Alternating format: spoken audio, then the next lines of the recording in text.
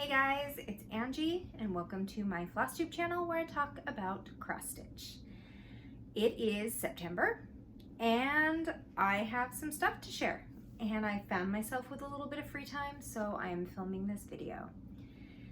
Let's see, I have some things that I've acquired. I have my stats for August, which I did not share because I believe my last video was at the end of August, and I have some progress on some stuff and I'm excited about that. So I can't wait to share with you. First, welcome back to all my subscribers and welcome to the new subscribers that have just recently found my channel or subscribed to my channel. I am happy to have you here. It's a little bit of a weird time. I'm trying to balance life with being mom, my kids in school, 2 of my kids now having jobs, and myself in school with everything else. It's a little bit busy, it's a little bit crazy. So right now I'm trying to get videos out about twice a month. And of course you would think there'd be a lot of progress with twice a month, but not a whole lot. There's a lot of studying that I'm doing and a lot of time taken put elsewhere. But it doesn't mean I'm not trying. So just bear with me until I figure out a good balance, and then maybe I'll be able to get back to weekly videos. Probably not for a little while though. But we'll see. We'll see. Never say never. And change is always good. So first I'm going to go ahead and start with my August stats. So for the month of August, I worked on 10 different projects. I worked on Garden Prelude for 6 days for a total of 2,003 stitches. I worked on Mini Sasquatch. Oh, sorry, itchy nose. Mini Sasquatch for 6 days for a total of 1,055 stitches. I worked on my Avatar Alphabet for 2 days and I got 1,576 stitches. 13 Colonies, I worked on that one 10 different days. That one got a lot of love. For 2,519 stitches. I started my Cryptid Sow. If you don't know the Cryptid Sow, it's thewitchystitcher.com. I have not been able to do much on that, but it is awesome looking and I cannot wait to put some more love into that. Maybe even tonight, we'll see. Anyway, I worked on the Cryptid Sow 3 different days for 707 stitches. I worked on Dark Queen of the Sea, which was mostly back stitching and beading, for 2 days for a total of 1,097 stitches, and I finished her, so she is my one finish for the month of August. Giant Harry Potter got worked on once for 647 stitches. Sherlock, my Sherlock sampler-y thing, got two days of working for 441 stitches. I did Middle Earth, worked on Middle Earth for 2 days, and I can show you that one because I didn't show it to you last time, for 1,030 stitches and loads of fun. I was able to get on one day for 567 stitches. And let's see, so that came to, like I said, 10 projects, 11,642 stitches for the month of August, which, if you think about it, I was in school for a week and a half of August, and I didn't stitch at all pretty much for that whole time, so that's not bad. So 1 whole finish and 1 start in the month of August, so really good.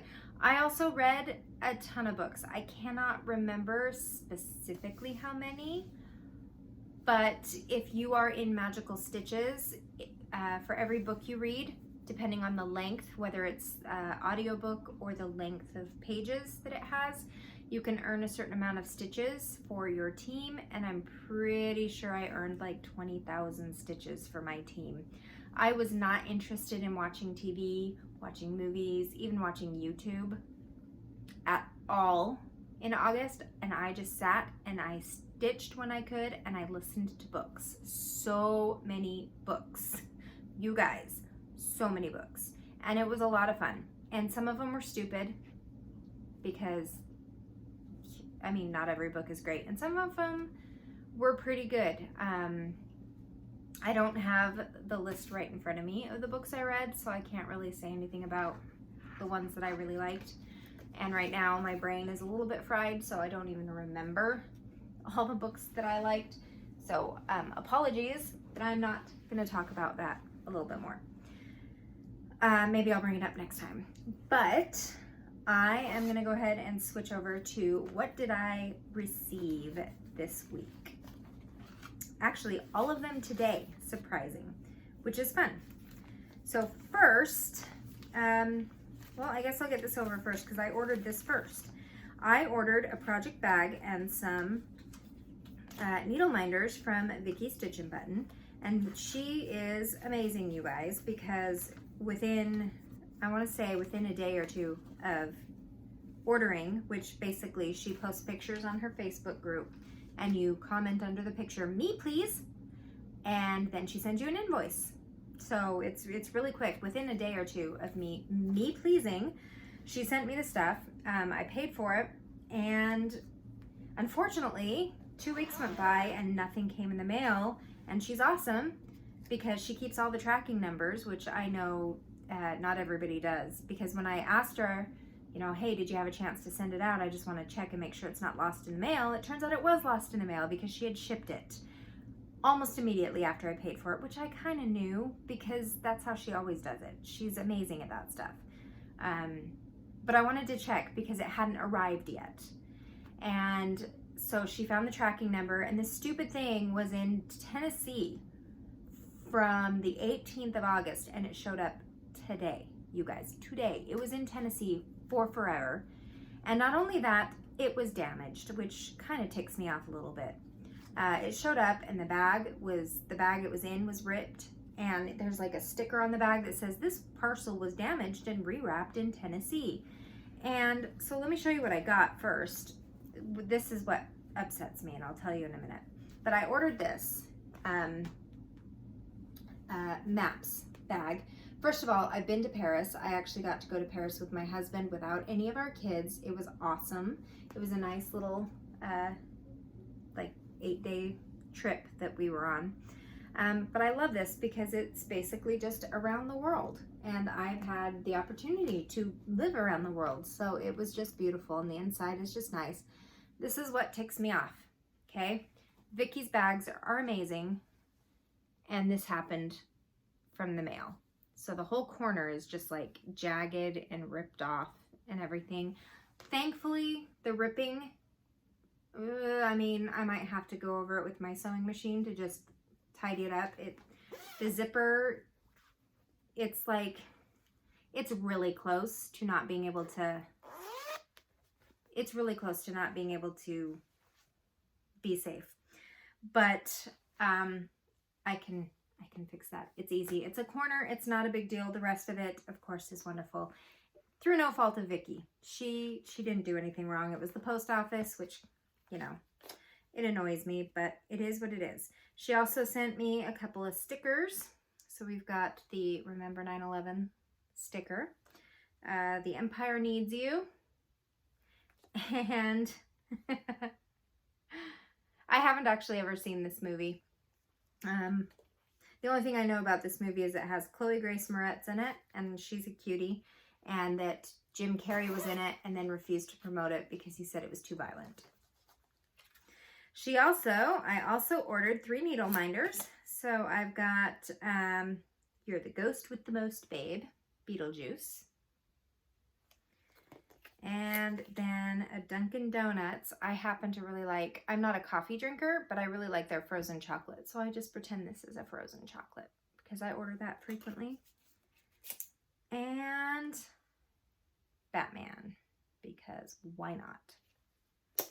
So I got those from Vicky. And then I was just in the mood for some new needle minders. And so I went to Mad for Minders on Etsy. And I ordered probably more than I needed to. I don't actually need any of them, but I bought them anyway. I have a thing for corgis. My husband and my first dog was a Pembroke Welsh Corgi, and that is the tricolor right there. So with the little white bum. And then right now we have a Corgi. He's not a full-on Corgi. He's a Corgi Border Collie mix, but he looks exactly like that with the black and white. And I am being texted by my daughter, so I'm going to take a quick pause so I can answer. Okay, I'm sorry. I'm a little bit crooked here. My setup stinks. All right, so you saw my corgis. Sleepy Hollow. I love the Headless Horseman.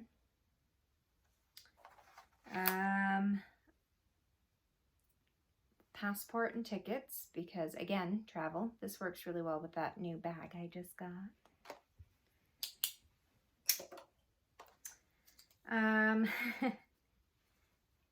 Shh, I'm busy solving TV crimes.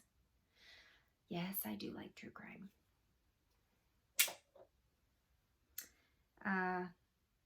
We Are the Weirdos, mister.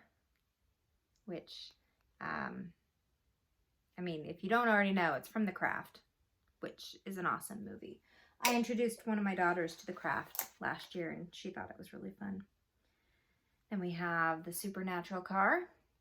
Not as big of a fan of Supernatural. I liked the first, I think, 4 seasons really, really well. And then I think there was another season a little bit later on that I really liked. The rest of them were just kind of, okay.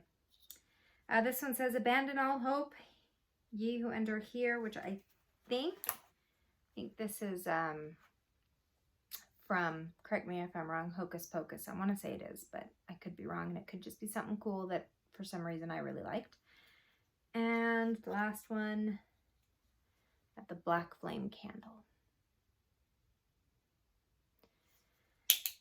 I don't know if you guys have ever noticed the pattern of my love of Halloween and creepy, and that's just me. And then the last thing I got, I could not get a hold of this last year, and it drove me nuts. And so when I looked and found that I could get a hold of it this year, I ordered 5 skeins of E940, which is a glow-in-the-dark thread. One of the patterns in the magazine said that it looked better if you use the glow-in-the-dark thread. I also have, I think it's sulky glow-in-the-dark thread that I was using for my Halloween mandala, which I have not touched since last October. So if you want to see what that one looks like, I don't think I have any current pictures right now. I'm using a sulky thread, and I found that I think I had to use 3 strands was the right combination of that thread for the fabric and the pattern I'm doing. Whereas I mean, I haven't even tried this. It feels a little bit rougher than regular floss. Obviously, there's not as much, I don't think. But I'm excited to try this on some of the new ones. And I only got a little ways into my Halloween mandala with this sulky. So if I find I really like this, I might switch it out, because I did find the sulky thread was kind of cumbersome because it was on a spool. And so it's all curly Q, which makes it hard to handle. Somebody suggested dampening it with a sponge, and I didn't get around to that because I didn't stitch on it again. So that's all the stuff. There's also some random floss in there that I just needed because I needed some regular floss too. And I figured I've already got something coming, so I might as well have something else come. So that's all the stuff that I got. So let's talk about progress. First, I have a finish. And I'm really excited about it because the last time you saw this, it was, I think it was just under, it was less than half done. But I mean, this is small, so it's not. I got my Loads of Fun done. So pretty, yeah, there's nothing that goes there. Yeah, I was like, this spot here looks blank, and now I have to look at it because I have to make sure that I'm not missing something on here. I'll look at it and, well, because I'm just that way, and this video is going to be short anyway, so yeah, no, it's right. It's right. It just looked a little funny because there was like this blank spot. So I only have one more left to do. The irony is the opposite of wrinkly. That is the last one, and then I can work on trying to get it fully finished and hung up in my laundry room. I have a stack of things that are fully finished that I haven't even gotten close. Obviously my Dark Queen of the Sea, not even close to a full finish on that because I don't know what I want to do with it yet. And Stargazer, because I want to make sure that what I do decide to do with her is worthy of her, if that makes sense. So I don't have any decisions made on framing for them, but hopefully I can at least get it in by Christmas time. I have no hope of having it done by Christmas. I'm just hoping I will have an idea and be able to have it into the shop. So that was a finish. I did a lot of work, like I said, 1,000 stitches on Middle Earth. Just trying to make sure it's all centered, mainly in this area here. It's slow progress. It gets really, when we start getting around where the mountains are or the trees are, it starts getting really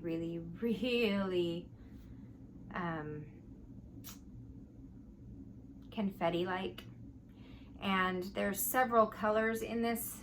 I've actually just started skipping them.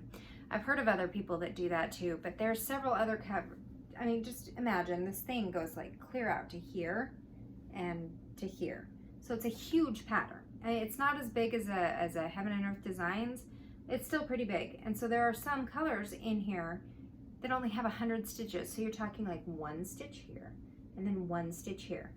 And so if it gets to that point where there's not more than 1 stitch within, you know, a 4-block radius, I skip it and I put a color that's more like it, because I don't feel like that 1 stitch of color is going to make that big of a difference. I've heard other people talk about it where they think it should be rounded so that you don't have any colors that are just 1 or 2 stitches here and there, unless it is absolutely pivotal, but I don't see how it would be.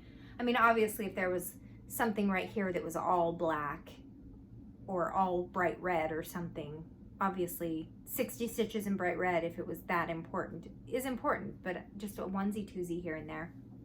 So I'm kind of, I guess I'm cheating, but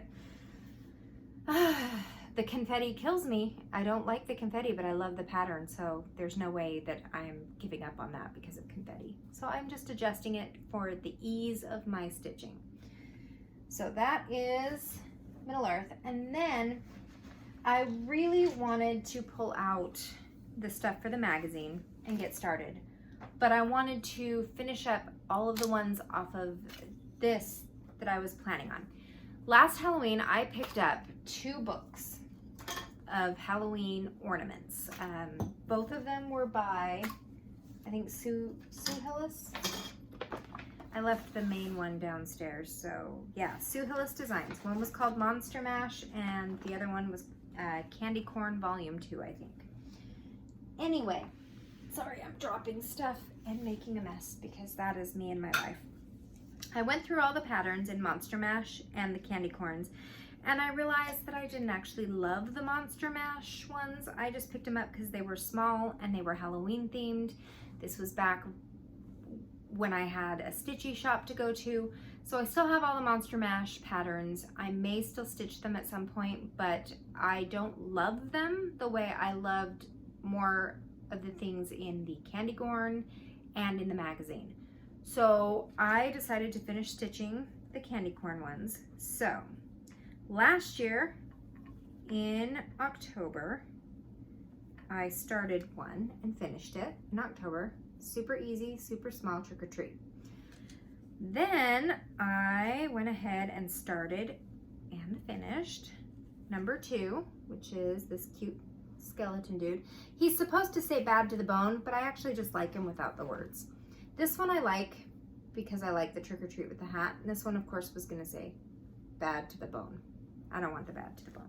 So I finished him, and then I started, and I'm almost finished with this one. And this one was supposed to say Hoppy Halloween. I'm not going to put that there. He's got a witch's hat. I just have to fill in this little part and then do the witch's hat, and then he's done. And then once he's done, I still have all of this fabric left to do some of the ones that were in the magazine. And then I have the, is it purple or greenish colored fabric that I just bought from Friday Night Fight Night that I bought last month, I think it was. And that is what the rest of them are gonna go on. And so I'm hoping to get the ornaments done, and then the next time I have a free time or a free weekend, I'm gonna go pick up some Halloween fabric from Michael's or Joann's, whichever one has the cuter fabric, and I'm just gonna make the little flat ornaments, and hopefully I will have them ready by October so I can put them on my holiday tree like I was wanting to do last year, but then just didn't do it. I also am going to try to finish my ornate Halloween because I'm very close on that one. I do still like Halloween mandala, so I will probably try and pull that out sometime in October to work on. I don't know for sure how much I'm going to get done on it. It's a cool pattern. I like it, and I like the idea of glow-in-the-dark stuff. But the stuff in the magazine, there was just so much of it.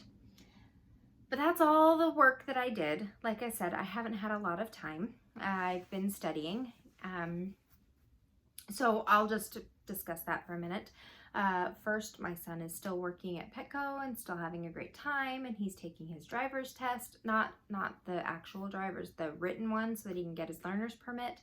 So hopefully that will happen, and then we can try and find a used car that he can then use to drive himself to work, because that will free up a lot of time for us.